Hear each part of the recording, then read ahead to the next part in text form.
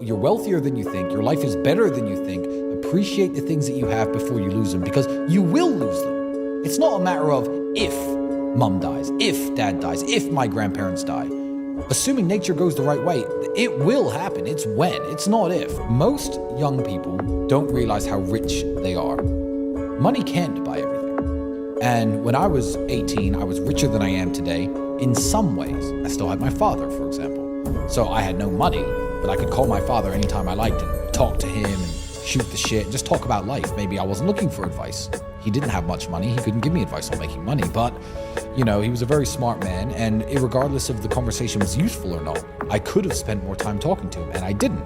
You assume that the things that you have when you're young are going to be around forever. You assume you'll never die, your health will never fade, your parents aren't going to go.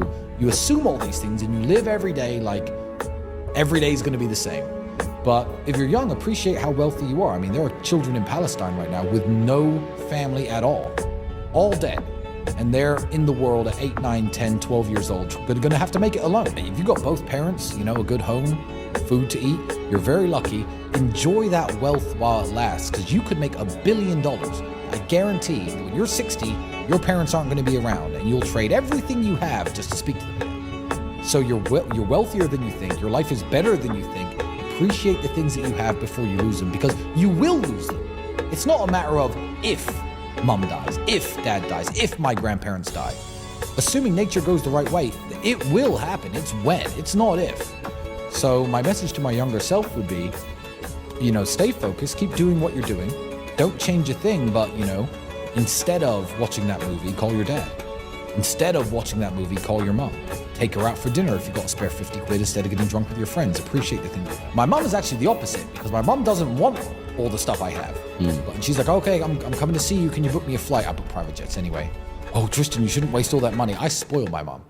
And that's a very good feeling. They say money doesn't buy happiness. Yes, it does.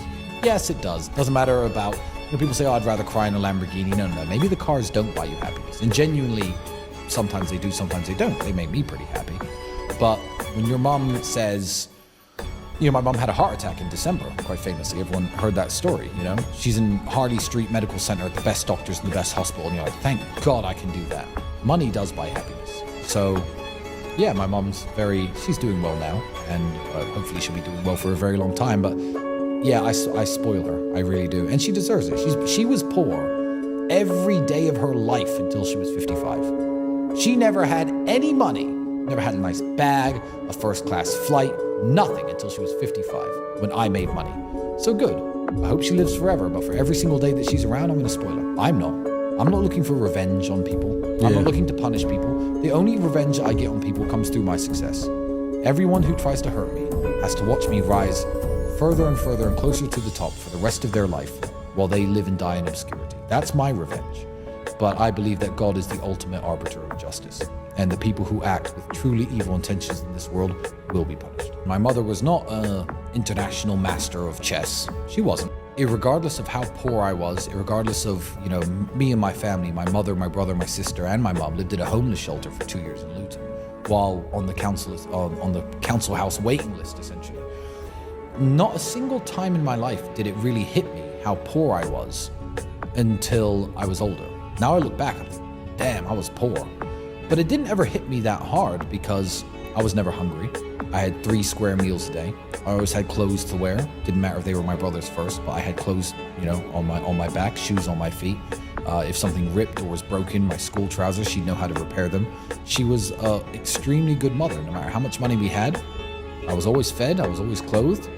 You know, she always had time to take us to even karate lessons when we were very young. So if you think going to karate lessons on a Sunday at some bullshit school hall, my mother insisted we get up, insisted she take us, what kind of impact did that have to my brother becoming a world champion kickboxer, me becoming a European champion kickboxer? Probably an extremely important one. So yeah, my mother's influence was just as important as my father. And I think every parent needs, I'm going to say something controversial here, needs a man and a woman in their life to teach them very different things for one reason and one reason only. And you can shoot me and call me a bigot if you like. But I believe that every young man needs a father in his life to teach him how to be a man, and he needs a mother in his life to teach him how to respect a woman and what a good woman is. And I believe every little girl in the world needs a mother to teach her how to be a woman and a father to teach her the expectations of how a man should respect her and how a man should treat her. I believe every single child needs the female and the male influence.